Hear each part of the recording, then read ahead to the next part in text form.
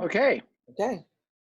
so welcome everyone to the June 8th Zoom meeting of the Winston-Salem Forsyth County Utilities Commission. I think let's begin by asking Ms. Glenn to call the roll, and then I'll come back for a few announcements.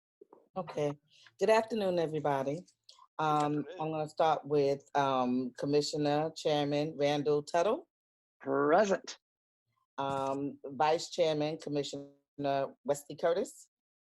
Present. Commissioner Harold Day. Present. Commissioner Tom Griffin. Hold on. Unmute yourself, Mr. Griffin.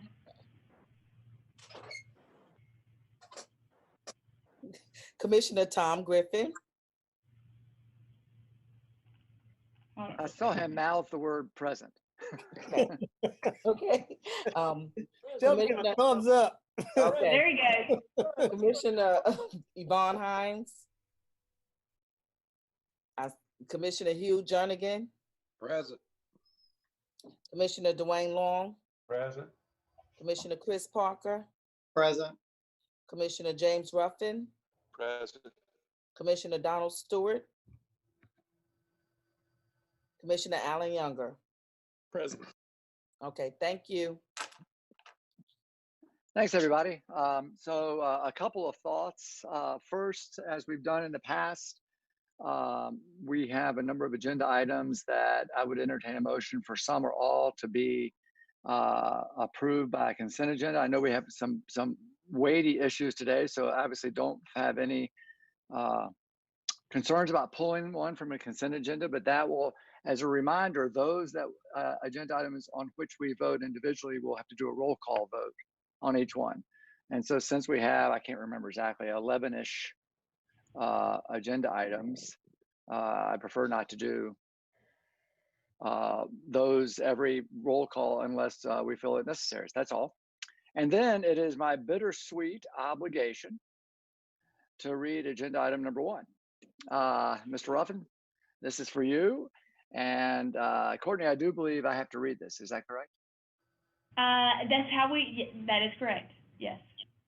I apologize for my monotone voice. So you guys, this is the right time to mute me. But anyway, but not due to the subject. So Mr. Ruffin, thank you for your service. And let me read agenda item number 1, which is a resolution of appreciation to James M. Ruffin. Whereas the Winston-Salem Forsyth County Utility Commission was founded in June 1976, and whereas James M. Ruffin has been generous with his time and effort to serve on the Utility Commission since September 2015, and whereas during his tenure, he served as chair of the Finance Committee, and whereas during his tenure, he served as member of the Finance, Operation, and Planning and Policy Committees, and whereas James M. Ruffin's term on the commission ends in 22 short days, June 30th, 2020.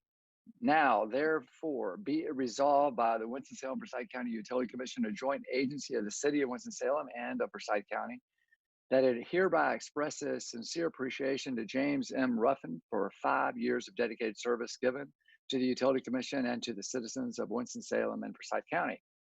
Be it further resolved that the Winston-Salem Forsyth County Utility Commission acknowledges the significant contributions Mr. Ruffin has made in the delivery of high-quality services to the citizens of this city and this county. Be it further resolved that this resolution is reflected in the minutes of the Winston-Salem Forsyth County Utility Commission, and a copy is furnished virtually and in real life too to James M. Ruffin. That is a resolution. I would ask for a second. Second. Everyone seconds. Everyone seconds.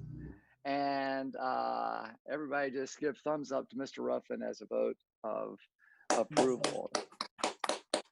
Well, thank you all very much. I think I said in the last meeting what I wanted to say for the most part, but I do appreciate it. And that's a lot more words than I would have used. So I appreciate the time, and I really have enjoyed my service on this commission. It's outstanding, and hopefully someday I'll get to do it again.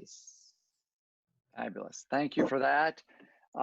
And with that, let's turn it back over to Courtney, and we'll go over some updates, and then we'll come back to voting later on.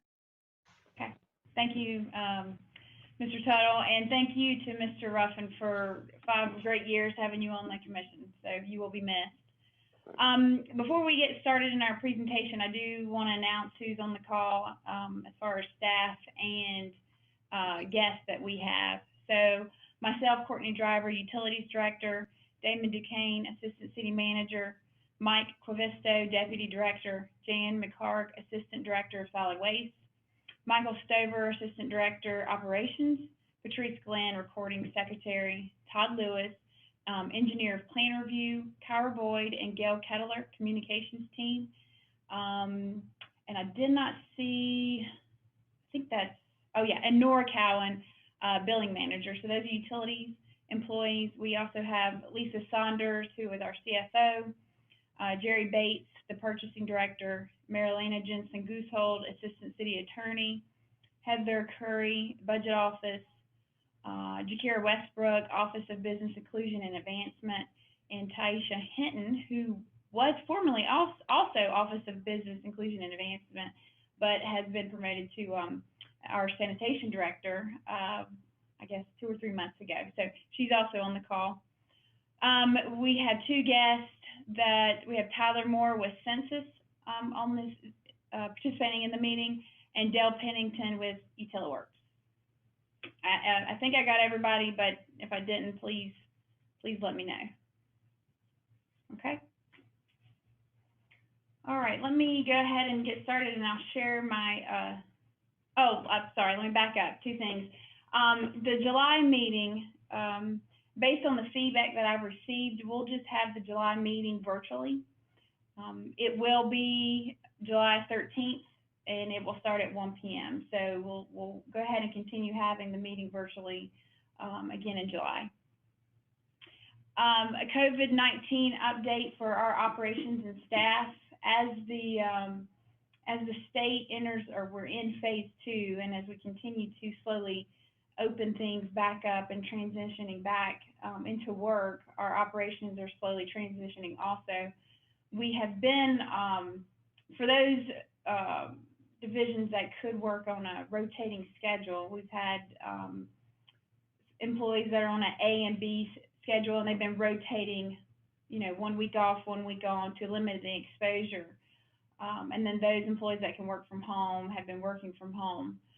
Starting Monday on June 15th, we're pulling back in all the employees that cannot work from home and need to report into work, but we are going to continue to stagger their start times.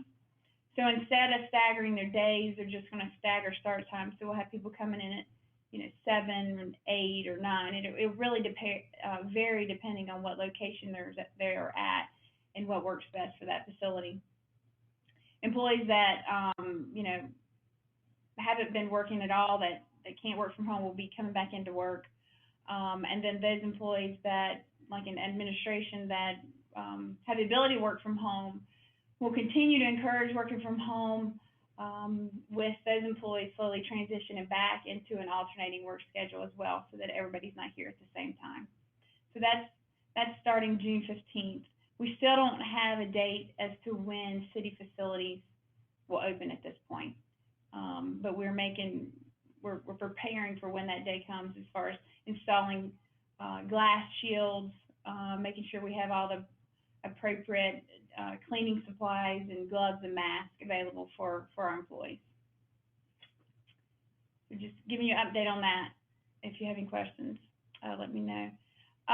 Just as a reminder, I see a lot of people are on mute, so I would encourage you to stay on mute, just to eliminate any background noises. If you have a question, just don't forget to unmute yourself, or if you have a comment, don't forget to unmute yourself. And then also, instead of using the chat function, just unmute yourself and speak, because the chat function needs to be made available to the public as well. So it's just easier if we just don't use that and speak instead.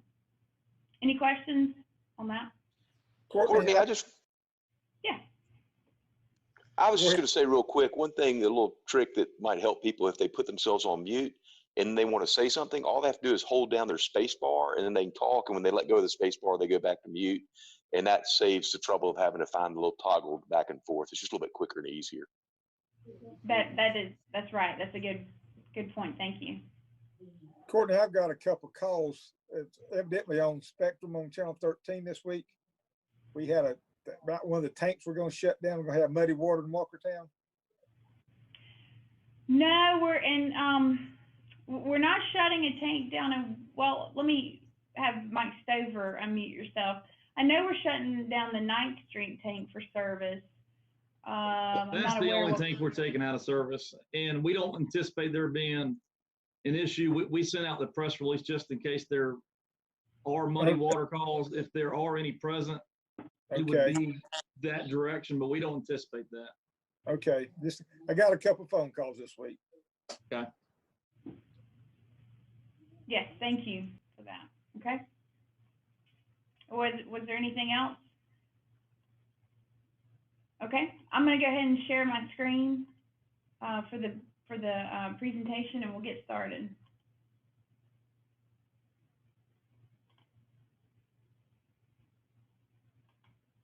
Okay, can everybody see my screen? You can just give me a thumbs up. Okay, perfect. Okay, so our agenda for today, I sent it out in the meeting details, but we'll have our water and wastewater updates, then the solid waste updates. We'll go over the AMI presentation that I sent out earlier in the week. And then we will have an MWBE program update. Jakira will give that, Jakira Westbrook, followed by the agenda items at the end. Okay, and with that, I will turn it over to Michael Stover. Good afternoon. As most of you are aware, we had a fair amount of rain in the month of May, 6.5 inches to be exact, which if you look at the chart in the bottom left, exceeds the last 5 years, including 2018, which we had record rainfall. We had about a week and a half towards the 3rd week of May that it just rained every single day. So with that being said, there's not a county in North Carolina that's under drought conditions.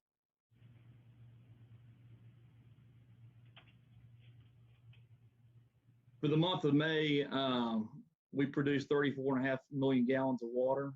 That's down from May of 2019, 4.7 MGD. Like I said a second ago, we had 6.5 inches of rain during the month of May. So we don't know if that drop in production is due to the increased rainfall or if there's some COVID-19 related impacts that we're starting to see as well. Overall, fiscal year to date, this is through the end of May, we are above the 5-year average and slightly below where we were this time last year. We're not doing terribly bad considering the last 4 years overall. Collection system update, we haven't received any reports since February. We should be getting the March report anytime, and we'll present that information next month at the July meeting. Here's some good news. Even with the record rainfall this year and the coronavirus, impacts, we are having an exceptionally good year as far as SSOs per 100 miles. You can see the blue line is where we were last year, 2019, and the orange line is in 2018. Assuming we stay on this trend line, we hopefully fall below 4 SSOs per 100 miles. Right now, I believe we've had 67 SSOs this year so far, which is about 3.7 SSOs per 100 miles, which would be the lowest on record.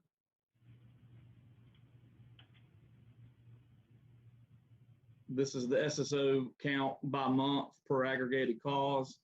As you guys can tell, we only had 2 for the month of May, which is really good considering the amount of rainfall we had. One of those SSOs was related to the severe amount of water and flooding we had at Muddy Creek. And the other one was debris related. Here's the cleaning production slide. We are still well above our 10% permit cleaning requirement. We're slightly below the 23% scheduled cleaning goal, but we're making up that gap. Starting Monday, the 15th, once we have full staff back in back in the office, you know, we should be able to close that gap even further. And I'm going to turn it over to Michael Coivista. Thanks, Michael. Good afternoon, everyone. I want to talk about the water and wastewater revenues through May. You can see we're at 107.3 million, which is slightly below the budget. Revenues have dropped off a little bit there, but are in line with our revised projections for fiscal year end related to the pandemic, which we're anticipating about 115 million now instead of our originally budgeted 120 million. So Governor Cooper issued Executive Order 124 that went into effect on March 31st. Originally, it was effective for 60 days and was scheduled to expire May 31st. It's now been extended another 60 days until July 29th. What this order does, it prohibits termination of service for non-payment, prohibits billing or collecting late fees and penalties, and mandates 6-month payment plans for customers who need them at the date of the expiration of the executive order. So we're tracking what those impacts are to our financial picture.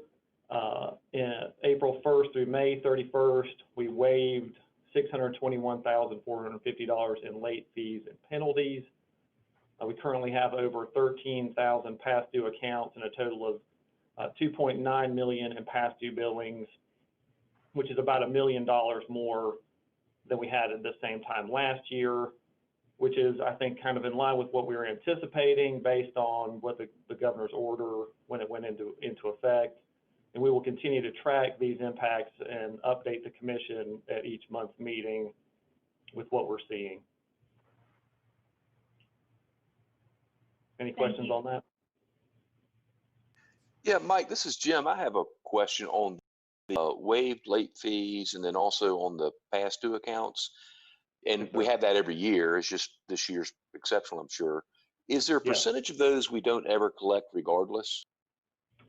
There is, and typically at the end of each year, if it's an account that has been had no activity for I believe I want to say a year, typically we write it off, and it's those amounts are normally in the $600,000 or $700,000 range annually, and I think that's a good point, Mr. Ruffin, is that we have 13,000 past due accounts, but as long as the majority of those accounts stay active, we have a good chance of collecting that revenue once the governor's order has expired, and we can work with our customers on payment plans and those types of things. Thank you. That's very helpful. Okay. Thank you, Mike. Jan? Okay, thanks, Courtney. Thank you. Good afternoon, everyone. I'm going to keep the briefing fairly short today because there's a big agenda and a lot of things, other presentations that we need to go through. The tonnage year to date at Haynesville Road Landfill is at 244,992 tons.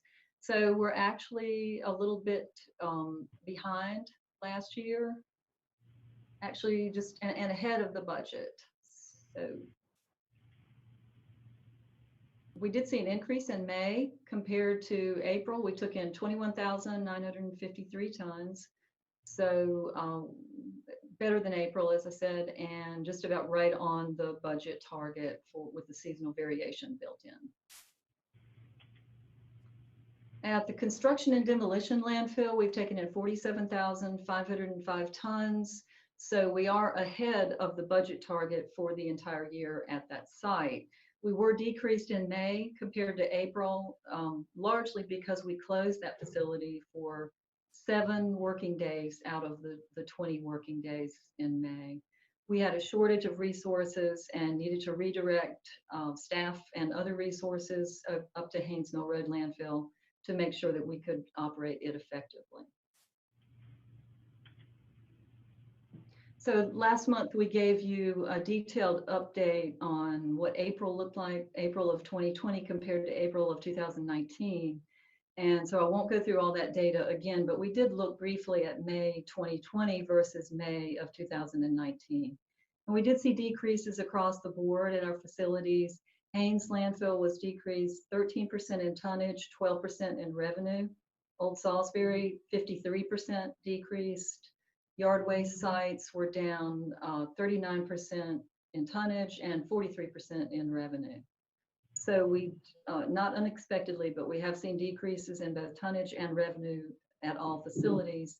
However, we should note that the billed fee revenue for all the facilities as of the end of May is ahead of the budget target for this point in the year. So we're at 106.6% of our budget right now. I think that's everything we had prepared. As I said, it was going to be a short briefing, but we're happy to answer any questions if anybody has any. I will add that we temporarily closed Old Salisbury Road landfill May 21st, and it is set to reopen June 15th. So this coming Monday, in case anyone asks. That's correct, yes. And we'll be putting that message, a press release out soon on that. Yes. Okay. If there are no other questions, then we'll go ahead and jump into the advanced metering infrastructure update presentation. I sent this out earlier this week for you to review. This is a really big project for our utility. It provides so many benefits and advantages that I wanted to make sure that I got the presentation out to you earlier if you had any questions. But I want to make sure that you have the full picture and understand exactly what's going on in the history and the background, because I know there's commission members that are newer and hadn't been with us through this whole journey.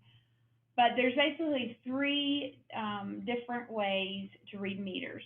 You have the manual method, which is what we're currently doing for the most part. And that's where you put an employee in a vehicle or a truck, and they have to physically go by every meter, which we have 130,000 of them. They get out of their vehicle, they lift the lid on the meter box and the meter itself and read the actual reading. Then there's a method called AMR, and that's automated meter reading. And that's where you have an employee that has to get into a vehicle and drive by the meter. So the meter has a radio attached to it where it sends a signal, but you have to be within a close range. So we refer to it as the drive-by method because you still have to go by, and the reads are only picked up once somebody's close to that meter to get the read. Then the third option is AMI, which is what we're discussing mostly today, and that's advanced metering infrastructure. And this method is the method where all the meters have the ability to send a signal to a network. And then the network sends that data into a billing office to be able to, calculate the reads and send out the bills that way. So the reads come more often. It's more real time than the other two methods.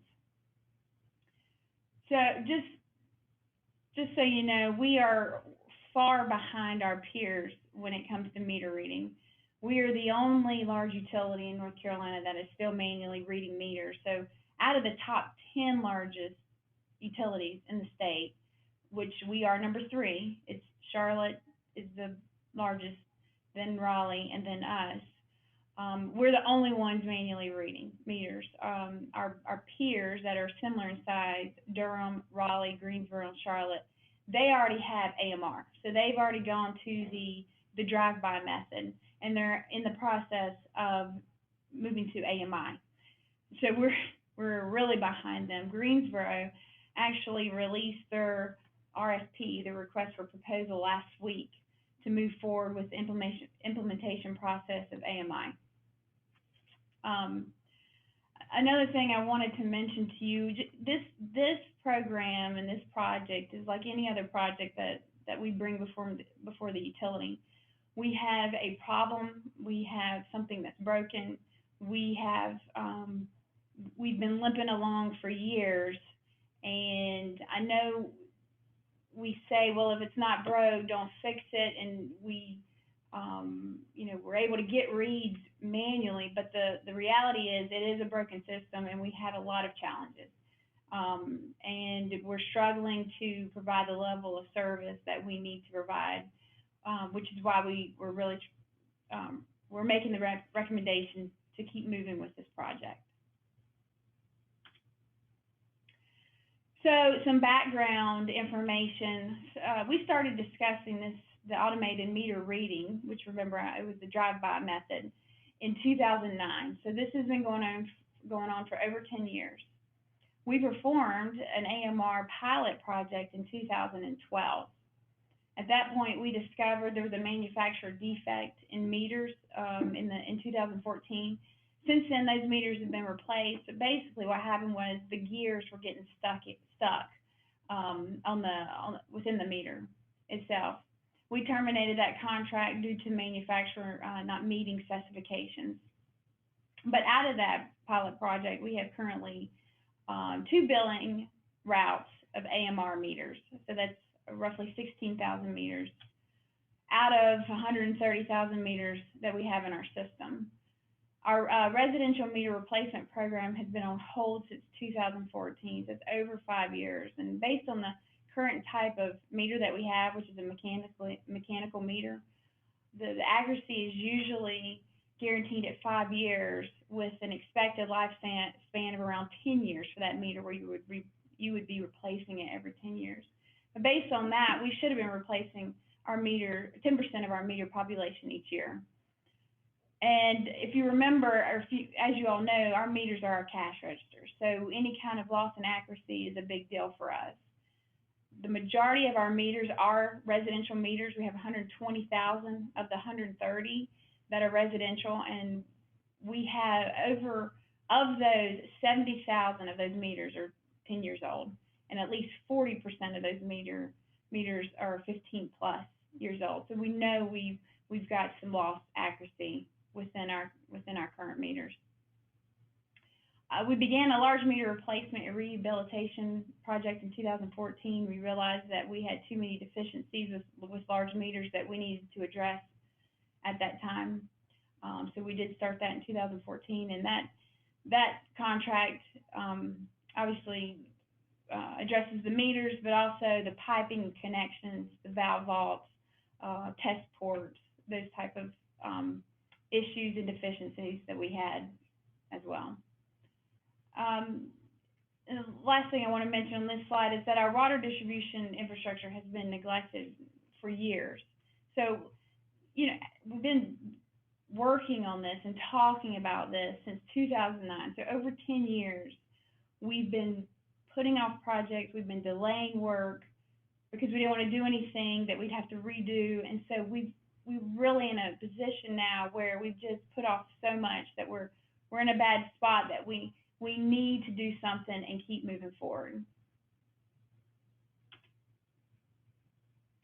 We've deferred additional staff and resources in anticipation of this project.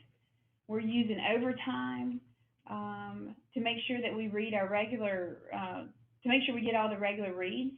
We have 14 meter readers, and they're expected to read 360 meters a day. And of course, that goes up if we have vacancy in meter reading positions. So they would be expected to read more or work overtime just to keep up with our normal workload. The existing AMR software systems and hardware are in need of upgrades, so we need to do something with those.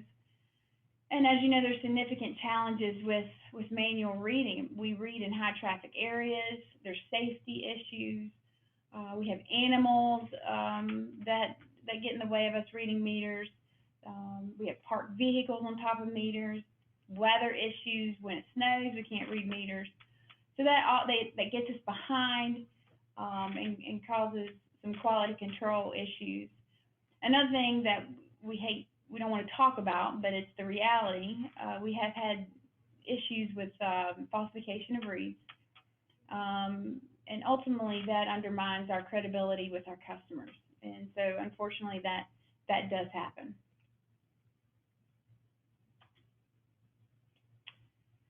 So the meter reader position is a difficult position to fill. Since FY 13-14, we have filled the meter reader position 34 times. That's an average of a little over 4 times a year. And as you know, anytime you have turnover, the hiring process and the training process, that takes time and it adds cost. So, you know, it increases errors, rereads, and investigations. As you can see from the table, those rereads and investigations have gone up over the last 3 years.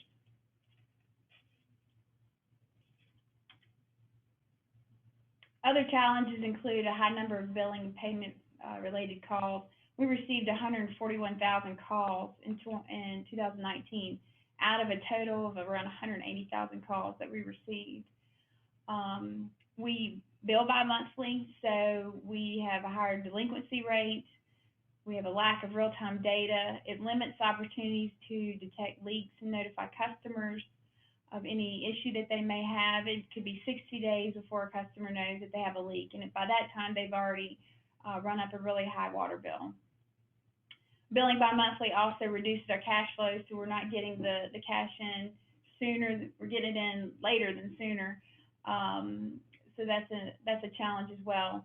And then we bill in cubic feet, which is not really an industry standard in the United States, so it's harder for customers to understand cubic feet versus gallons. And with this meter change out, we will be converting all of our meters to gallons. Hey, Courtney, I bring this up every time I see this number, but I'm just confirming that 141,000 billing calls is over 500 calls every single workday. That would possibly or in large part be mitigated by the ability to communicate either via email or through a portal. Absolutely, yes. Courtney. Yes. Can I ask a question? When you talk about rereads, explain that a little bit better. So that if a read comes in and it's too high or too low, we set parameters and it can trigger a reread. So they'll have to go back out there and verify it. Or it could be that the customer calls and says, I don't think this is right, and we have to go back out and investigate it. Well, I also made one little quick comment about the number of meter reads a day for the guys going out. That's incredibly difficult. Just on my street here, they where the meters are, they get infiltrated with dirt. You have to dig them out. The covers get covered with dirt. Like you say, there's cars parked all over them sometimes. There's a host of things. And I'm just thinking personally, if I could read 50 or 75 a day, I'd be really doing hard work. Because you have to get down a lot of times. They're low. The glass covering them, or you can't see through them very well. You have to clean them. I mean, there's just a host of things. And it is really a draconian job to do that. But I just wanted to say that. Yes, no, I appreciate that. That you're exactly right. It is a difficult job, and there are so many challenges with manually reading that it's hard to even list them all, and every single situation that we've encountered. And again, to the same point, if you believe in 260 work days a year, that's 50 rereads a day. Somebody's got to do 50 rereads a day. That's somewhat amazing. Right. And Courtney, you may have mentioned this earlier on, but how long has this project been on our plates? Well, we've been talking about it since 2009. So, you know, in 2009, we were looking at AMR, which was the drive-by method. And so it's just, we've been talking and discussing and knowing that it's the way we need to move forward, but it's just taken us this amount of time to get where we are today. And I can say too, I think that, I mean, I realize we want to jump in as soon as we can on some of the new technology and stuff that's out there, but this time has given a little bit for development of that technology itself. You know, maybe some of the bugs have gotten worked out, and so hopefully it's a lot smoother install and read and implementation than it would have been 5 or 6 years ago. I think so. I mean, obviously, we're not going to be the trailblazers here. You know, it's been tried and proven, and you know, a lot of other utilities are using it and love it and have a lot of success with it. Sure, that's good. Yeah. Okay. Anything else? Anybody have any other questions or comments? Okay. So in 2016, we engaged West Monroe to do a feasibility study for us. And at that time, we were looking at, do we need to move forward with an AMR method program, or do we need to go ahead and just move with the AMI process? And at that point, it was determined that for an incremental investment, or a little less than $5 million, you could go with AMI, which was the network, the reading network, and gain so many additional benefits by going AMI and getting these, you know, real-time reads and several reads a day versus still one read every time you drive by. So at that point, the Utility Commission decided, let's move forward with AMI. They gave staff the green light to keep going with the AMI solution. So we engaged UtiliWorks as our AMI program manager in December of 2017, and they helped us issue a request for proposal for the AMI project, and we advertised that in October of 2019. We conducted a shortlist interviews with 2 vendors, and we selected Sensus as our preferred vendor. So the reason we chose Sensus was they had a lower 20-year cost. The network that they offer provides a platform for a smart utility. So smart utility will include pressure monitoring, wastewater flow monitoring, leak detections. Those are some of the different options. They also guaranteed water meter accuracy for 20 years. They're an industry leader in water AMI systems. So in North Carolina, they have deployed systems in Cary, Fayetteville, Brunswick County, Union County. They've also deployed system in Charleston, Myrtle Beach, and then also in Philadelphia, Pittsburgh, Reno, Oakland. So they, as I mentioned, they deployed many systems and had success with them. So it's not a new world for them. They've been doing this for a while. And they also committed to a 22% MWBE participation within their proposal. So here's what the meters will look like. You can see on the left, this is a Sensus residential meter. And then the one in the middle is the residential meter with pressure monitoring and remote shutoff valve. And then you have the smart point, which is the radio transmitter that attaches to the meter. So the one in the middle with the pressure monitoring and remote shutoff, they are a little bit more expensive, so they won't go on every single location. We'll decide based off some factors that we set how many of those we will need. We're anticipating deploying around 11,000 in that initial deployment. 4,000 would be for pressure and 7,000 for remote shutoff. But the remote shutoff would be for high volume move in and move out areas such as rental houses, around colleges, areas where we have to roll a truck several times due to non-payment, and also it could be beneficial to put them on irrigation customers where they sign in and out of service depending on the season. This is just another picture of what it looks like inside the meter box. So you can see the meters and how the radio transmitter attaches to the top. As far as security, Sensus has the industry's first security certified AMI network. They've employed external experts for assessments and testing to ensure constant and consistent security. They have a network that cannot be changed or tampered with, as they are protected with digital signatures and encryption. And any physical tampering that happens with the meter or the radio will result in an alarm, and it'll be sent to utility staff, and we'll be able to send out a field technician to immediately go out and investigate.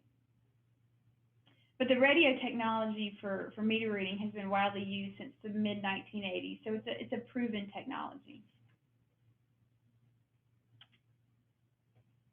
Okay, getting into a little bit of the cost. This is a budget comparison. So in 2016, West Monroe provided us with an estimated budget of around $50.3 million for this project. The Sensus proposal 4 years later is at $53.9 million, and this includes a Water Smart customer portal of $2.3 million, roughly, which is one of your items as well on the agenda. Okay, so here is, as I mentioned, this is the same slide as previously, but we've added in the infrastructure improvements piece.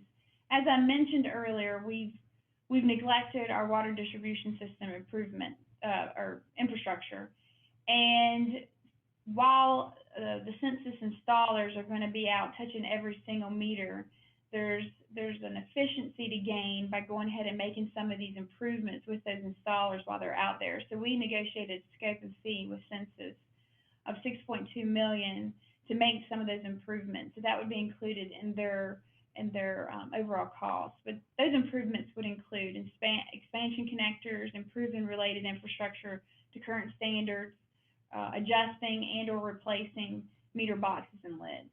So those are some of the things that would include.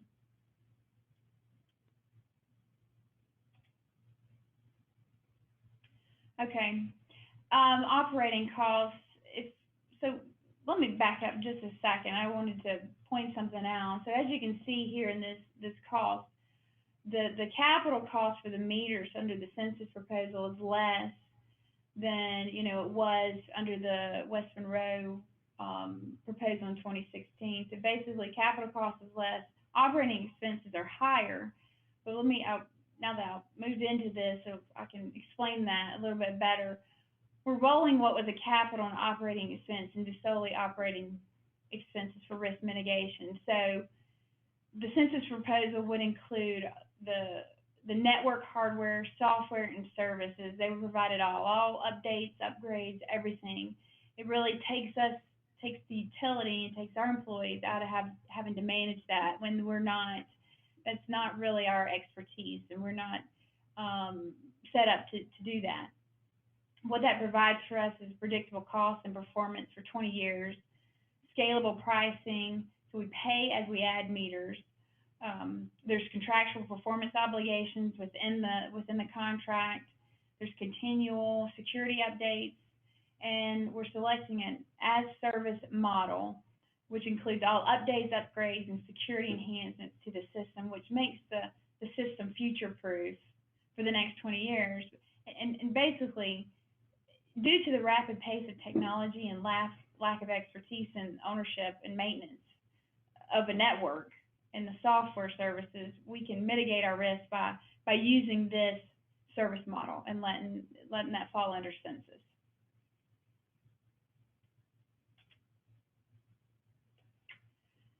So meter reading, operating cost. Under the Sensus contract, this proposal, to read meters over the next 20 years, it would cost us $15.5 million. Then you add on the customer portal, which is an added benefit for our customers of $2.3. That total meter reading cost is $17.9 million over a 20-year period. Our current meter reading operations budget over a 20-year period is $24 million. Then if you take into account some of our deferred operational increases that I mentioned earlier, like we need more staffing, we need more employees, more meter readers, which means we would need more vehicles and supplies. That deferred cost of $4 million, a total cost of $28 million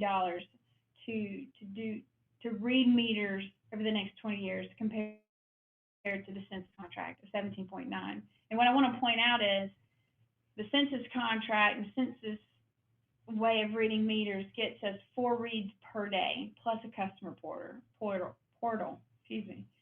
Our current method of reading meters gets us 1 read every 60 days. So it's a really big difference.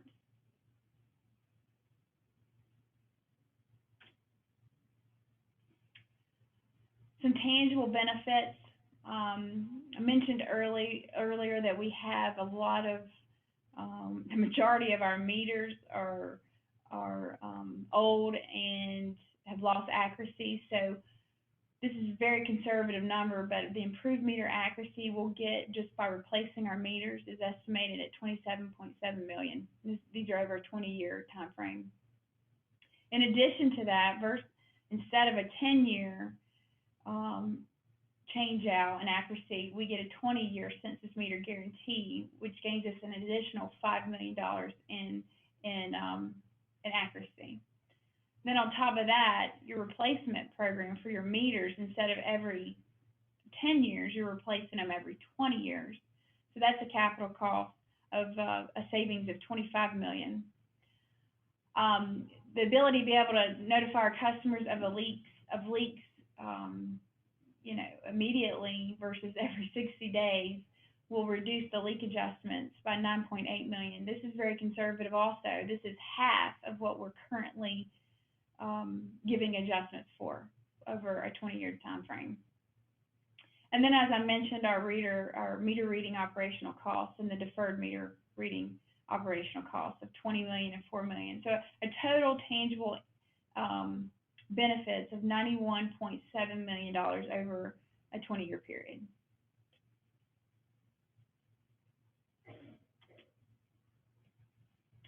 And then intangible benefits, a reduction in calls to our call center, reduction in rereads and investigations, improved asset management and distribution system performance, reduction in delinquency rate, and improvement to our customer experience. Any questions before I keep going? Okay. So really there's 2 options in my opinion. First option would be to approve the master products and service agreement. This is one of the items on your agenda today. To approve that agreement. The first option would be to authorize the purchase order for the full capital amount, which is the installation of 130,000 meters over a 3-year period, full systems implementation and integration, related infrastructure improvements throughout the distribution system. The second option would be to approve the master products and service agreement and authorize the purchase order for initial deployment. So, right at $5 million. It would include the installation of approximately 10,000 meters over 10 months. It begins the system implementation and integration, and then it begins to address infrastructure improvements in the initial deployment area. So our recommendation is option 2. It allows the project to stay on schedule without fully obligating Winston-Salem County Utilities to the full project cost during this pandemic. It also provides a holistic program approach. It will begin to provide relief for our meter services division, and then it will begin to address the meters and associated distribution system infrastructure deficiencies. So the takeaways, and this is the last slide, I promise I'll quit talking. The takeaways are, this is a holistic and simplified approach that benefits the utility greatly. We're well behind our peers. They all have AMR, which is the drive-by method. None of them are doing the manual reading as far as the top 10 utilities, and then they're getting ready to advance on and move to this network, the AMI system. The manual, there are many, as we mentioned and talked about, manual reading meters, challenges with manually reading our meters.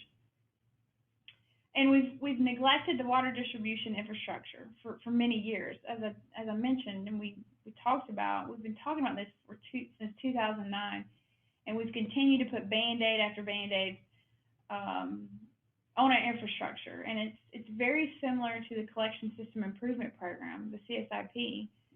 We took a holistic approach and started really focusing on our infrastructure. And then, you know, Mike Stover gave us some really good news today, and our SSOs are the lowest they have been, and knock on wood, we'll finish the year the lowest ever. But we have to quit neglecting the infrastructure and keep moving forward to keep it in the shape it needs to be at. And the AMI program will address significant operational challenges and greatly enhance the customer service experience. So the benefit to the customers is going to be huge, and a lot of times that's not a tangible, something that you can really put a number on. But to be able to respond to a customer that calls in and gives them some real-time data and know what's going on and be able to talk, more clearly about what exactly has happened is going to be huge. It's just going to be really good for the customers. So with that, I will take any questions for anybody. Courtney, I've got a question. Yes.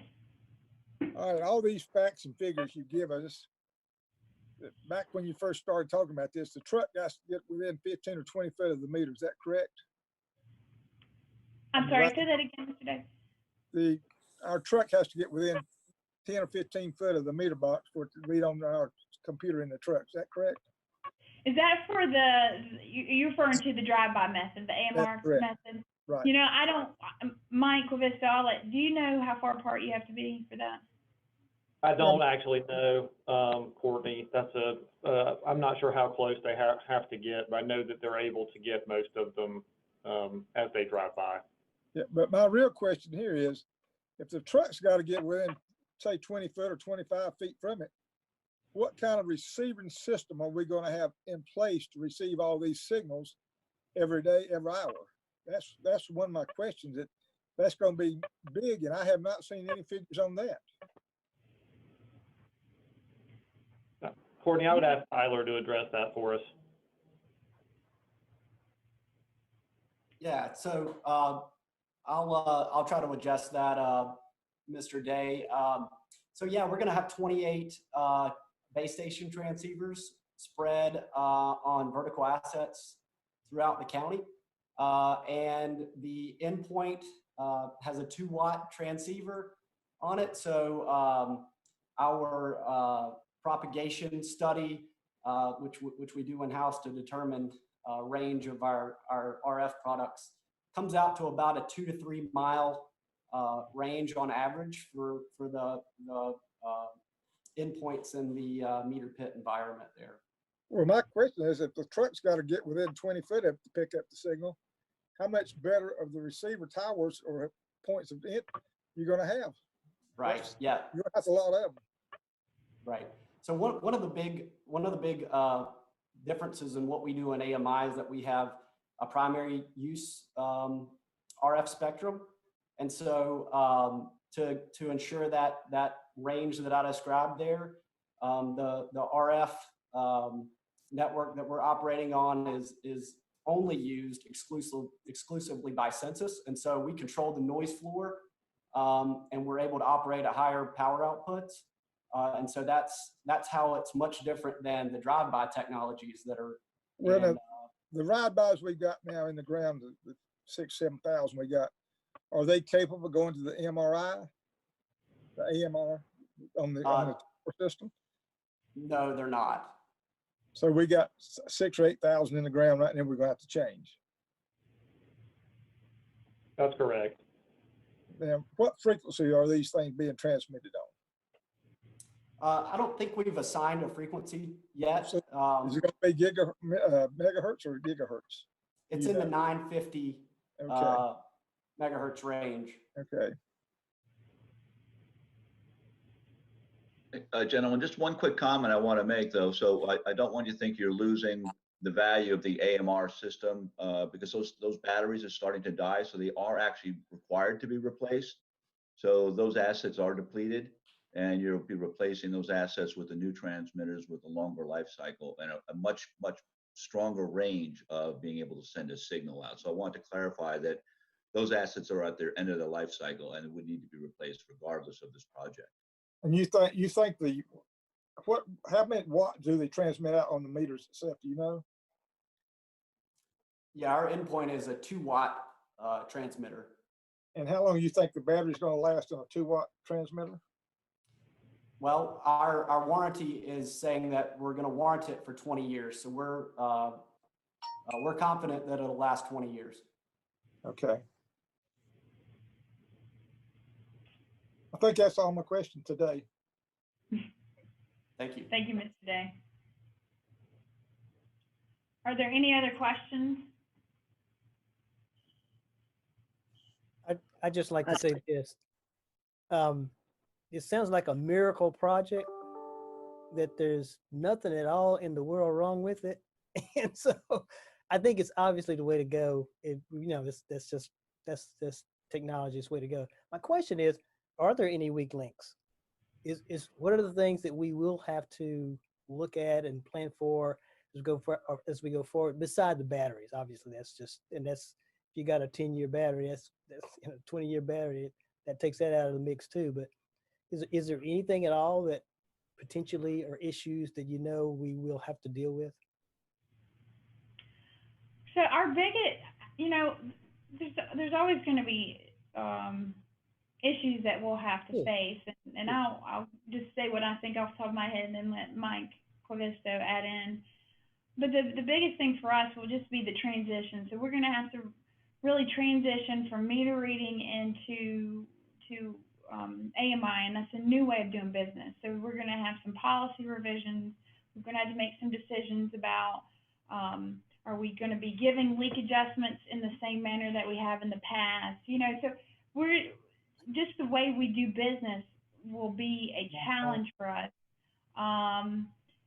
There potentially could be people that might try to tamper with the meter, but like we said, it'll send a signal immediately and we can investigate it. Whereas now, if somebody tampers with the meter, we really have no way of knowing. So that's a challenge, but also a benefit because we'll get a signal. Mike, do you have anything else you want to add to that? Mr. Curtis, I would just add that when we've had conversations with other utilities that have implemented AMI, I think the biggest thing that they see is that they have a hard time utilizing the entire system, and they wish that they had planned better on the front end.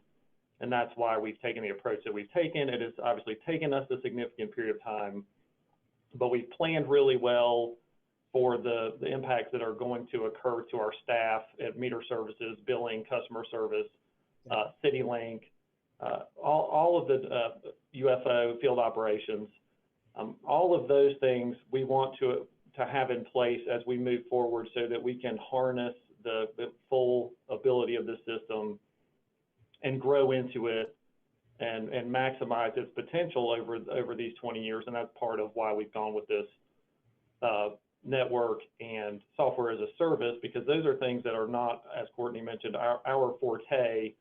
And that's also why we put this out as a turnkey project to help have Sensus, their Sensus meters, Sensus network, their software, all of those things, and they work. Their system works well with WaterSmart, the portal. There are a number of other projects in the city that will impact this AMI, the AMI program that we're implementing, and I think that's going to be the biggest challenge is us trying to maximize where we want to go with the system. Okay, sounds good. Thank you. Question. Courtney? Yes. Could you go back to the one about the two options? Yep. Let me share my screen. The two options. Let me make sure I can. Back about 3 screens. That's it? There it is. Okay. Yeah, of course, we're looking at 10,000 meters over 10 months, but the first option, we're looking at 130,000 meters over 3 years. If I take the 130,000 and spread them at 10,000 increments over 10 months, we're going to be 8 or 9 years getting this thing implemented. Are we not? Are you going to come back in a 3 or 4 month period and add 10,000 more? What's your game plan on finishing out in option 2? My hope would be within a year to come back to the Utility Commission to award a contract or a purchase order to finish it out. And so we're really just starting an initial deployment because of if it had not been for this pandemic that we're under, I would be bringing option 1 to you today to approve. So in light of some uncertainties and some uneasiness about exactly how our revenues will be impacted, we have scaled it back so that the Utility Commission is not fully financially obligated at this point. And so, but the plan would be that everything returns to I say normal, but we return to feeling, good financially, and that we can go ahead and bring the second item for you to completely deploy the rest of the project. Are the finances such that you don't believe you can go beyond 5 million right now? No, I think we could go above that now. I don't know that there's, I'm just trying to be conservative. That's all. I mean, just. I understand. I think we can support it. If going a little more than 5 million is not going to put us in a financial bind, why wouldn't we go with, 20, 30,000 meters on an initial outlay so that you can sort of stay on a normal schedule instead of doing a little bit to start with and then jump back in and do 120,000 and try to cram it in a 2-year period or something like that. I'm wondering I will mention, so Sensus has really worked with us, considering all that's going on and what we're asking them to take on, without us taking a lot of the risk. They really are, committed to be our partners. They're wanting to move forward with this project. They're going to go ahead and deploy the full network system as part of this initial deployment. So everything will be in place. Okay. All we've got to do is just come back to you for the Utility Commission and put in meters. Put in the meters. So they're going to go ahead with basically option 1 without us authorizing the full capital outlay. That's right. They're going to go in and put in the full network and then, install the 10,000 or so meters. Okay. Thank you. Any other questions? I had one more question. Geographically, where would these 10,000 meters be put? Or do you have a handle? Is that there's going to be one little grouping, or would they be geographically? Mike, you can answer that. Yes, we've looked at the 2 of the more difficult to read routes in our system. One is in the Haynes Mall, Stratford Road area, and then another one is in the Kernersville area. So it gives us 2 different perspectives as we go into the initial deployment, one in a more commercial area, one in a more spread out residential area. Oh, thank you. Yes.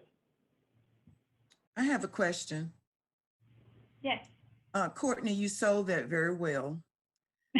Thank you. Question is, once the process is implemented, what time frame between the process beginning and when the system is fully operational? So, Mike, I might have to let you step in on this one as well. It really depends on, we'll get the 10,000 in over the first 10 months, and then we'll bring an item back to you to try to get the remaining meters changed out. But our goal would be to continue to keep it as 3 to 4 year time frame. The less time is better, so that we're not having to operate 2 different systems, especially for our customers. and our billing staff and meter services staff, we want to go ahead and, you know, get it fully deployed for the entire system as soon as possible. But I would think we're still going to try to aim for that three years. It could take a little bit longer than that, but. What I'm asking is, if you start your installs today, will they be ready to operate next week or in 3 weeks or a month or what? Oh, okay. No, the answer is no, but Okay. Mike, I don't know why don't you give a little bit of detail, or have Tyler give a little detail about that transition, what that looks like. Okay, I'll address that, Ms. Hines. I think basically what's going to happen is we want to get out here and start deploying these meters, and then we will initially, as the project progresses, we will start getting those reads through the Sensus software, seeing how everything is working and progressing, and then implement the customer portal so that we can start communicating to our customers that their meter's been changed out. They potentially have an AMI meter. These are the benefits. This is how you access it. Those types of things. So there'll be a lag time in between where we get out and do for the initial deployment especially. But once the initial deployment is complete and we feel comfortable with how everything's gone, how we're going to communicate, how we want to communicate out the benefits of the portal and those types of things.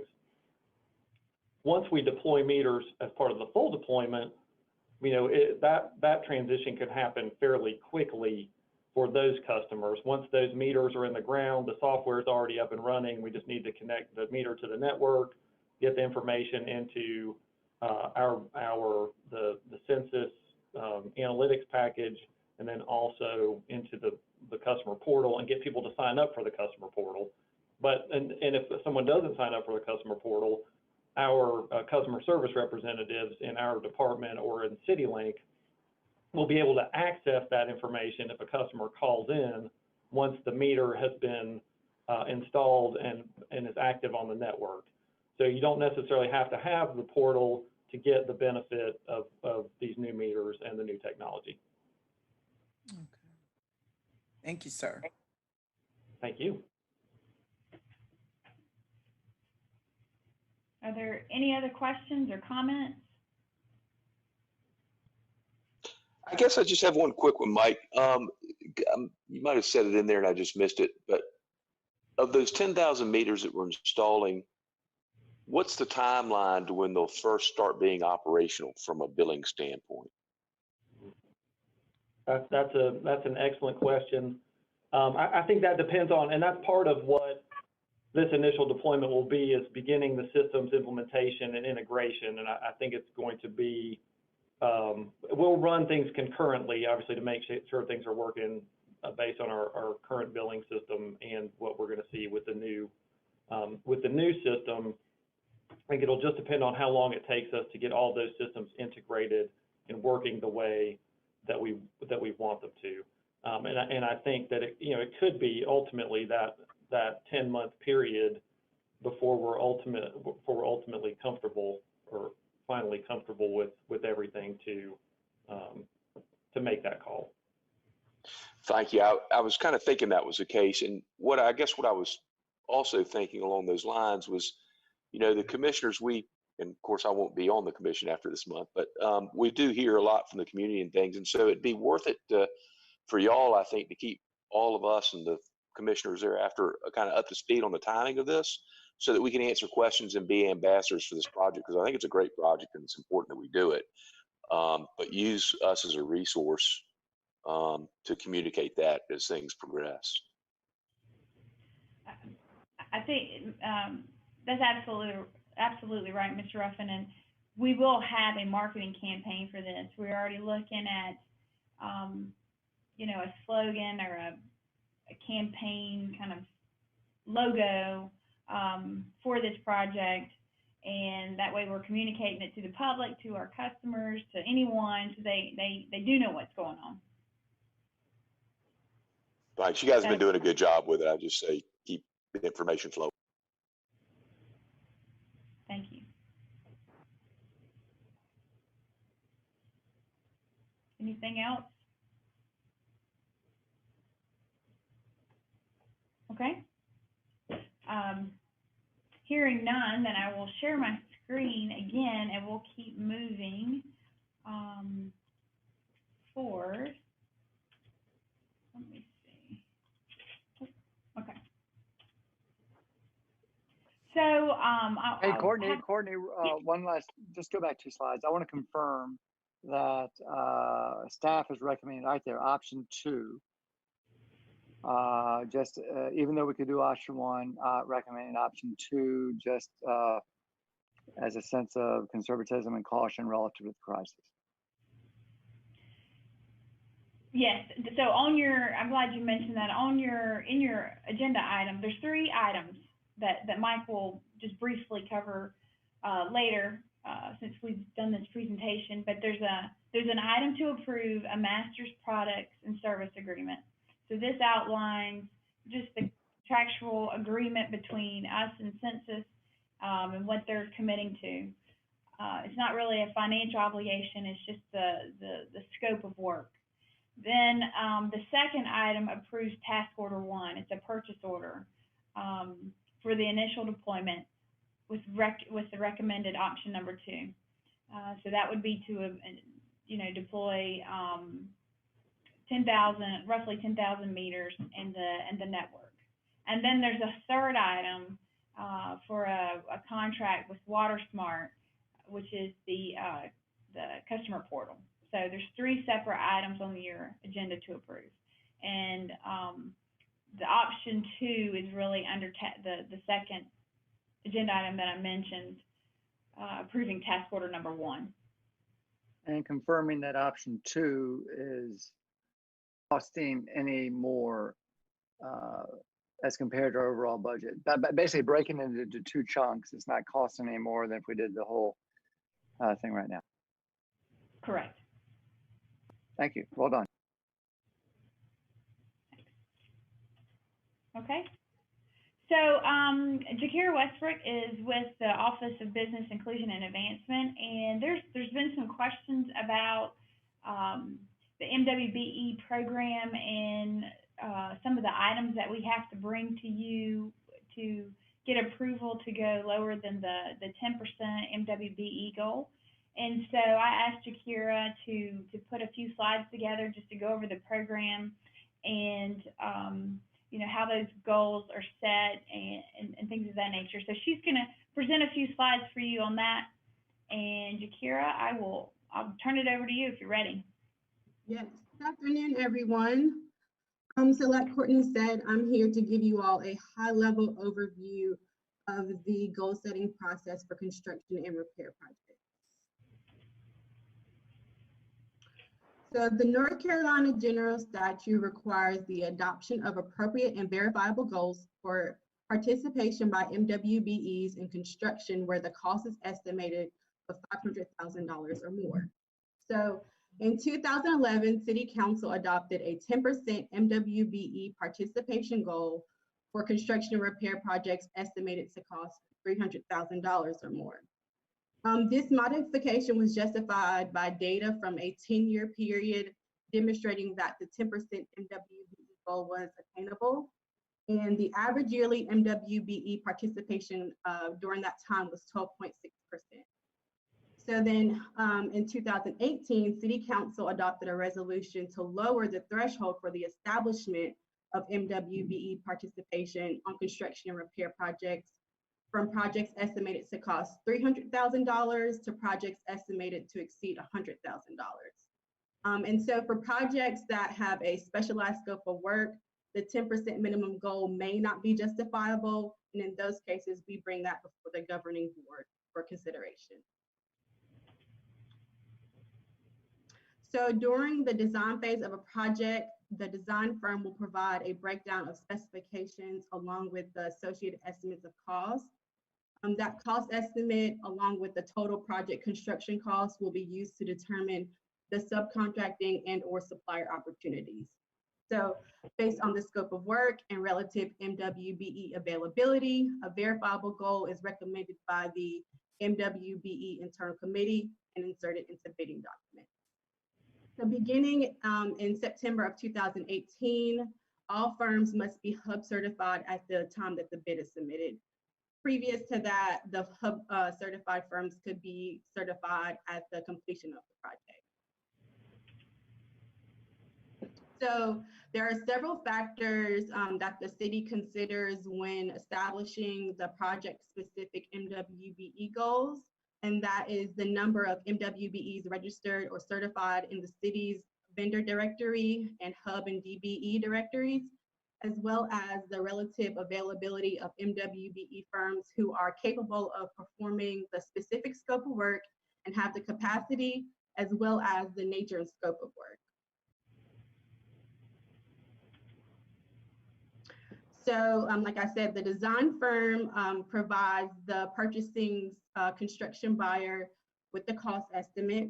It is then provided to the MWBE construction specialist, where in our preliminary goal setting, we identify subcontracting opportunities. That preliminary goal setting spreadsheet is then taken to the MWBE internal committee meeting, where they will then verify or recommend a verifiable MWBE goal.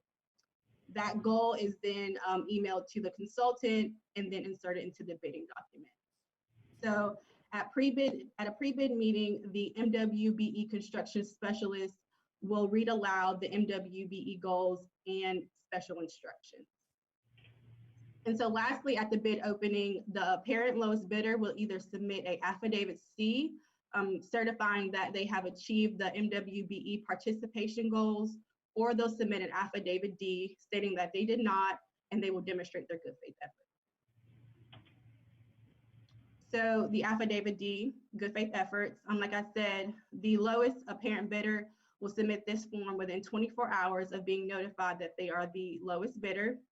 The MWBE internal committee will review the contractor's good faith efforts, and that the committee consists of city staff from purchasing, engineering, and utilities. So the committee will evaluate the pre-construction good faith efforts made by the bidder and determine their compliance. So in some cases, contractors submit a post-construction good faith effort at the end of the project if they did not meet the contractual goal. So the contractor must accumulate at least 115 points out of the 180, unlike the state of North Carolina, where they only require the contractor to accumulate a total of 50 points. There are several ways that a contractor can demonstrate their good faith effort, and that includes attending pre-bid meetings, advertising in minority-focused media, providing interested MWBEs with equal access to the plans and requirements of the contract, assisting MWBEs with bonding, and as well as providing quick pay agreements. So if the contractor fails to provide the required documentation, that may result in their bid being rejected and the award going to the next lowest parent bidder, or all bids may be rejected and the project will be re-advertised. So if it is determined that the contractor's good faith is sufficient, the contract will be awarded. And also under section 2-3 of the city code, the city manager or their designee may, they have the authority to ban contractors if they fail to meet the contractual MWBE goals or fail to make a good faith effort. So that concludes my presentation. Feel free to ask me any questions. And if you all don't have any questions, I'll turn it back over to Courtney. Shakira, this is Alan Younger. I do have a question. If you would go back to maybe your second or third slide that talked about the percentages that are set and why the projects have a lower goal than the 10%? So there are areas where there is either low or non-existent MWBE participation.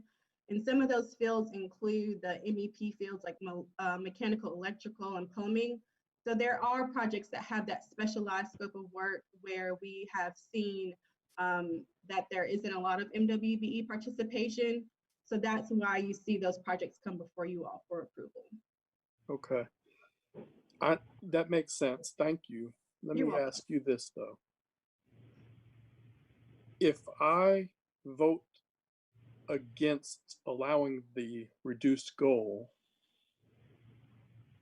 does that help or hurt the cause of MWBE goal setting?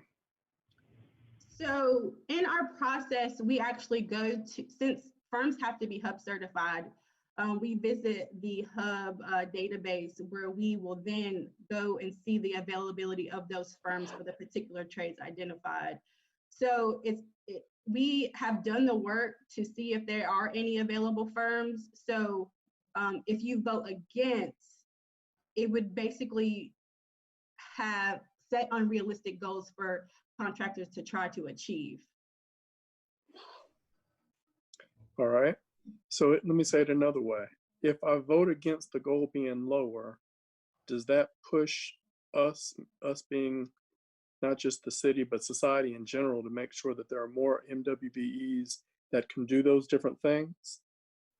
Or if we don't, or if we allow the goal to be lower, does that not raise awareness that we've got a hole that needs to be filled? It would raise awareness, but in that instance, because those available firms aren't included in our process, having those goals set lower, it may require the general contractor to try to achieve a goal where we know it's not feasible. So for instance, if it's the majority of the project is those MEP fields and we set goals at 7 MBE and 4 MBE, if we know that firms aren't available out there, it kind of, we're not setting realistic goals. Am I answering your question? You definitely answering it. Okay. I guess I'm just pushing it from a little bit different direction. I mean, I understand what you're saying, and wanting to make the public aware of those opportunities where we have lower non-existent MWBE participation.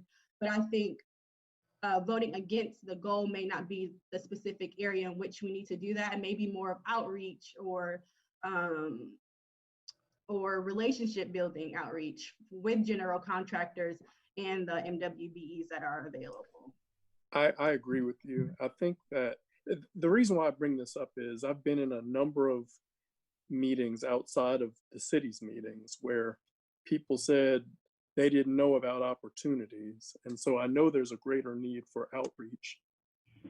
And so I'm thinking that, and the reason why I voted against some of these issues in the past, when some of the accepting of lower goals in the past, is because I don't ever want it to be easy to not push for greater participation.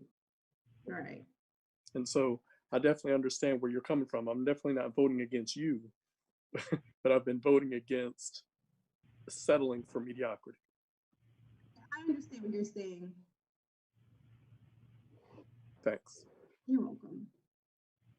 And Alan, you know, the thing that I think about, because we're dealing with this all the time on projects that come through, I want to be able to fuss at the contractor when they don't actually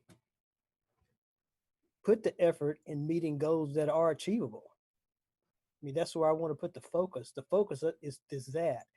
And if we have goals, some goals that we know that aren't achievable, it makes it harder to fuss and to push that boundary for those goals that are achievable. You know, so, you know, you're right. I mean, I think the way to try to find better pathways to increase more participation is to, as she's doing the research and finding that those are not available, then from that side of it, make it known, publicize it, put it out there to try to increase awareness in those particular areas, while at the same time on the right now side, you've got contractors that whatever we put in there that are achievable goals are achievable goals. We expect you to get there. You know, not to say we would like for society eventually to be there. Now, if we know that they are not, because like I say, you get it all the time with contractors saying, well, you know, we did the best we could, but there's just nobody out there. There's just nobody out there. And it's great to be able to say, oh, yes, there is. The goals that we have There are people that can do the work. Now, you may not have been able to get them, but there are people that can do the work. So anyway, that's that side of the coin I think about. Jakira? Yes. Yeah, I'm Dwayne. How are you? I thank you for being here. Okay. It sounds like what we need are the business to become hub certified. Is that correct? That's where the questions are coming in. Yes, the firms have to be hub certified at the time that the bid is submitted. So it may not be necessarily that those firms aren't out there, but it's just that they're not hub certified. Okay. So we should encourage them to become hub certified. Yes, and that's something that we do all the time. We I actually would imagine. Certification. We will walk them through the entire process. We have 2 agenda items today. Number 8 we discussed was Sensus, and they've got a 22% MWBE participation rate. Then I go to item number 7, and they've got a 5% minority and a 5% women. These figures came from your group, is that right? Yes, we in the preliminary goal setting, we identify subcontracting opportunities, and then we take that preliminary goal setting, and the MWBE internal committee then recommends what goals should be set. And then on every bid is the 180-point system record submitted as well? Correct. That's included in the special instructions to bidders, where contractors can submit the affidavit D if they don't meet the goals, where they demonstrate their good faith efforts. Okay, thank you very much. You're welcome. Hey, Alan and others, thanks for bringing this. Just one point, Jakir's office, Courtney helped me like 2 years ago. I asked them to prepare an Excel spreadsheet that showed every one of our projects, every M and WB participation, and then by sector. And so it was a pretty easy to see, snapshot level where we have MWB contractors in certain areas and where we have weaknesses. And so maybe Alan, with your day job and also through the Access Center, maybe that might be of interest to you if we might ask them to do it again, say for the 2019 year. Yeah, that's great.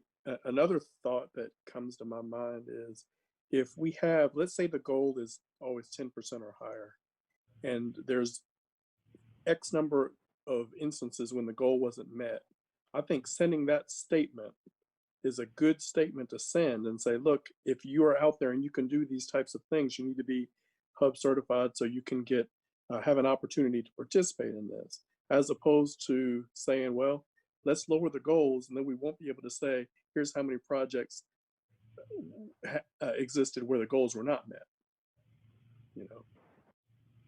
Yeah, I like that tone rather than I like publicizing our needs and figuring out a creative way to get people more interested in our work, which will actually lower our costs as opposed to increasing our costs. This is Taisha. If I just may add one thing, Jakir did a great job giving you all that overview, but I do want to remind you that when you see those formal construction projects or those RFPs and RFQs, you're only seeing the MWBE subs that the contractor chose. We don't have any ability to tell them which areas they have to use subs in. So there may be more availability out there, but if it's, a large electrical project, right, the prime will perform the electrical work. So that will just kind of make a difference in the MWBE subcontractors that you're seeing on our formal documents.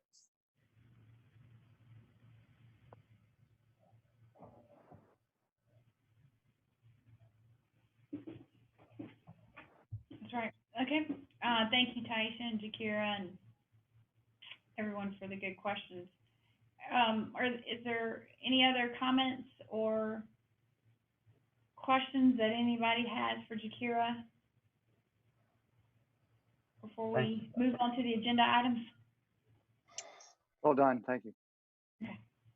Perfect. Okay, let me pull up the items and share my screen, and then Mike Quivista will present them for us.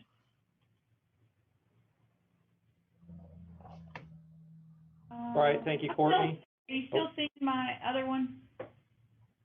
Oh, let me make sure that I've got this We can see the agenda there.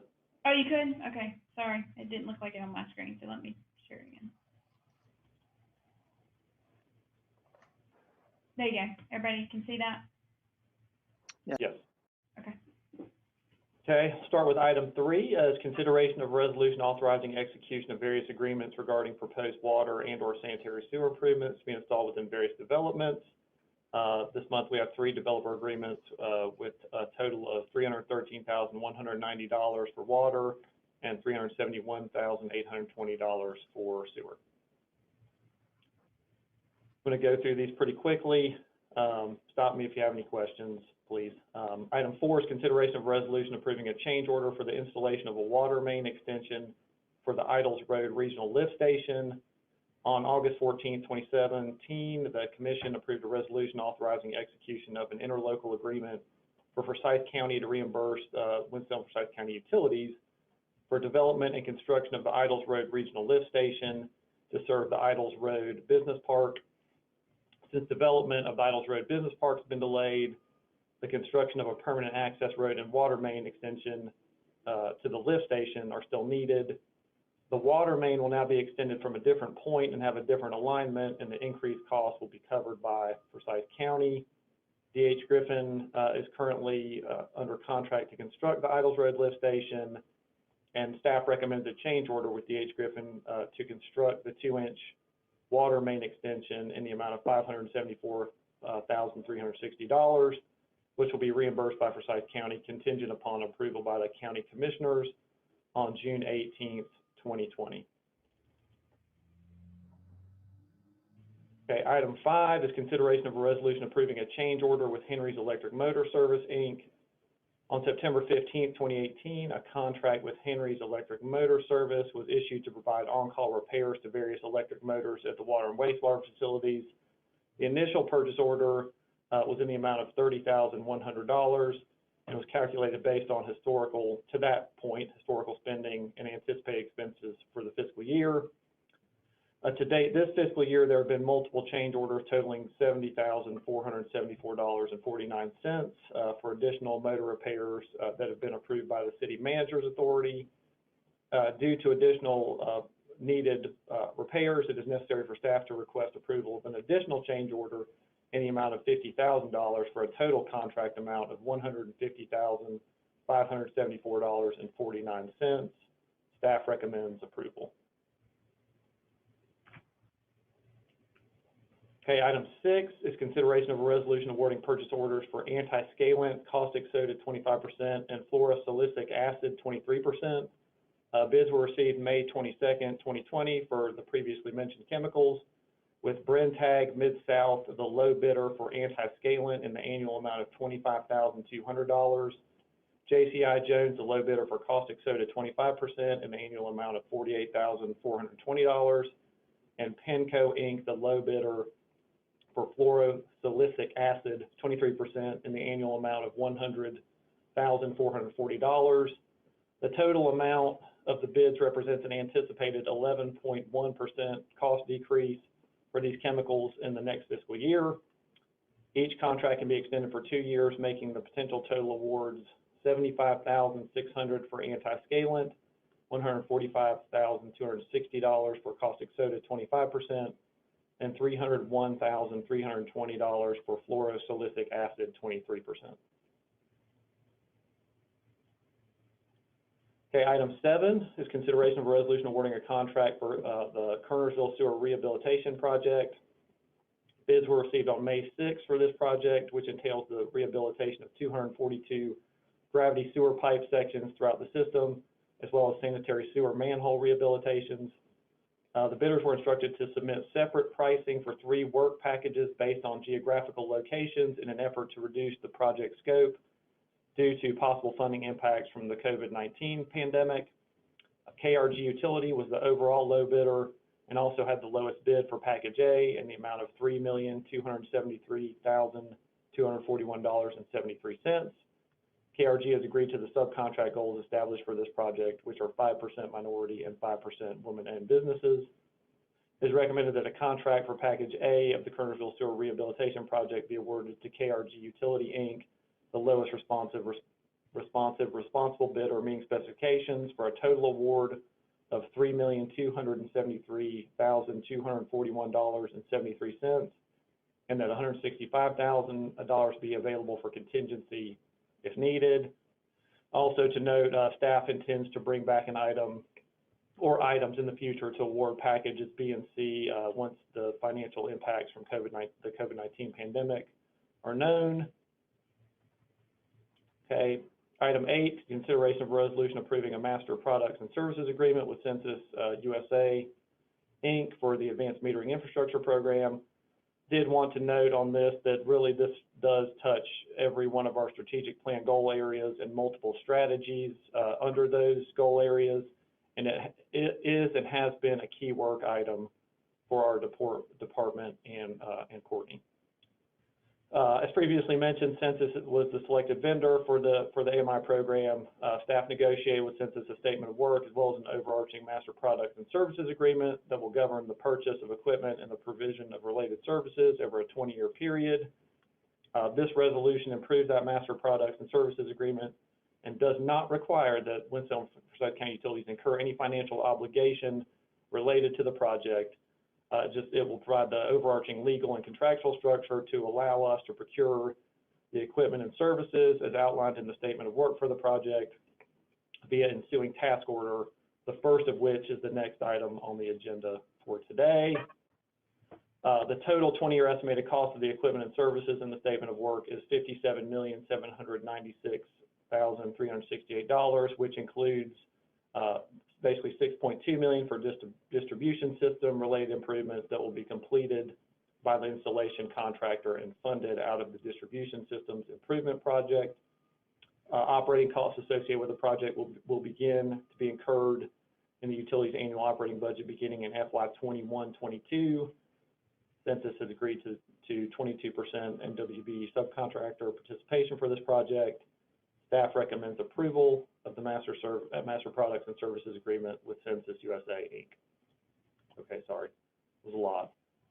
Item 9 is consideration of a resolution approving a purchase order with Sensus USA, Inc. for task order number 1 for the Advanced Metering Infrastructure Program. This item requests approval of a purchase order in the amount of $4,804,799 for task order number 1 under the Master Products and Services Agreement with Sensus. Task order 1 entails the initial deployment of approximately 10,000 meters, implementation and integration of the AMI and analytics systems, software systems, and the installation of the radio hardware throughout the entire system. Operating costs will begin to be incurred in the FY 21-22 budget and are anticipated to be $55,000 for that first year. Staff recommends approval of a purchase order in the amount of $4,804,799 for task order number 1 under the Master Products and Services Agreement with Sensus USA, Inc. Okay, item 10, consideration of a resolution approving a contract with WaterSmart Software, Inc. for the implementation of a customer engagement portal. As Courtney noted, a customer engagement portal was included as part of the requested software systems for the AMI project. Sensus included WaterSmart Software, Inc. as the customer engagement portal software in its proposal. During negotiations regarding the statement of work for the AMI program, it was decided that Winston-Salem County Utilities would contract directly with WaterSmart for its software. This item recommends the approval of a contract with WaterSmart to implement, customize, and maintain its customer engagement portal for an initial term of 5 years, which will not exceed $530,500. The anticipated not to exceed cost for year 1 of the contract is $79,500, which includes $50,000 for professional services related to customization of the software. If needed, staff recommends approval of an agreement with WaterSmart with a not to exceed 5-year contract total of $530,500, and that the contract may be renewed for up to 3 additional 5-year terms for an estimated 20-year total of $2,375,000. Okay, item 11, consideration of a resolution requesting the City Council of the City of Winston-Salem adopt a resolution approving an application for a North Carolina Drinking Water State Revolving Fund loans associated for North Carolina Drinking Water state revolving fund loans associated with the Nielsen Water Treatment Plant modernization. On September 18, 2017, the City Council approved an application for a North Carolina Drinking Water State Revolving Fund loan for the Nielsen Modernization Project. The North Carolina Local Government Commission formally approved the city's loan, the city as eligible to receive a revolving loan in the amount of $40 million for a term of 20 years and a 1.71% interest rate. That was done on August 6, 2019. There are now available potential stimulus funds that may be available from the Drinking Water Infrastructure Program through the State Revolving Fund for the Nielsen Modernization Project. In order to receive the potential stimulus funds, the city must apply by submitting a loan application through the spring 2020 application cycle in order to be considered for additional funds. The attached resolution requests approval from the City Council for approval of an application for a loan amount of $41,870,000, which will bridge the gap between the project budget and loans received to date. That's all. Mike, yes. Mike, this is Chris. I have a couple questions about item number 5. Okay. It says that the contract was dated September 15th of 18. So is the inference that we have a multi-year contract with Henry's Electric Motor Service? That's my understanding. Mike Stover, do you want to jump in on that one? Mr. Parker, can you repeat your question, please? It says that the contract with Henry's Electric Motor Service was dated September of 18. So is the inference that we have a multi-year contract with them? And if so, it is a multi-year contract. The change order will get us through the end of the fiscal year, so the end of June, and then there'll be another term. I believe it was a 4-year contract that'll start in July. So it was for $30,100 per year? Correct. And so to date, we've exceeded it by this amount to be 150, which will catch us up in the 3rd year of the contract or 2nd year of the contract? I think we are in the 3rd year of the contract, I believe. Part of the reason I'm asking this is if the initial guesstimate based on prior expenses was $30,100 per year, and now we're asking for a total contract amount of $150,000, what are we looking at for the final year or 2 of this contract? Are we going to need to make It would be the $30,100. It would be that original contract amount. This year has been just kind of all over the place. We've had several pumps and motors that have been sent over there for repair.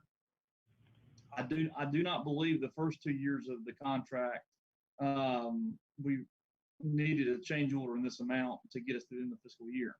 So this is the first time we've done that in the first 3 years of the contract.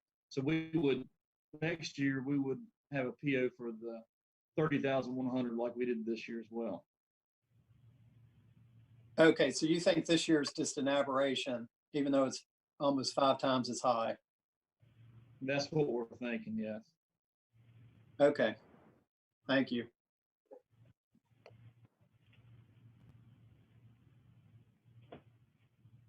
Are there any other questions? Yeah. Go ahead, Randall. No, I was going to ask the same thing. I mean, we're going to talk about agenda items here in a second. Just want to make sure we have no other questions. Hearing none, we have already approved agenda item number 1, which is a resolution for Mr. Ruffin. We then have the approval of minutes. We have 1 operation committee item and then 8 different finance committee items. I would either entertain items that want to be pulled from a consent agenda and or entertain a motion to approve all or certain ones by consent agenda. I'd make a motion to approve all. Second. And that was, I didn't hear who did that. Dwayne. So Dwayne and Ruffin? Correct. Okay.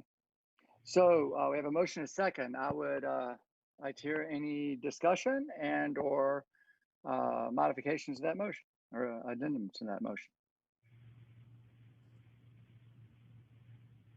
Hearing none, we will do a roll call vote. And I believe I have to do this. So I'm going to go in the same order as on the agenda. Mr. Curtis, aye or nay? Aye. Mr. Day? Nay. Mr. Griffin? Aye. Ms. Hines?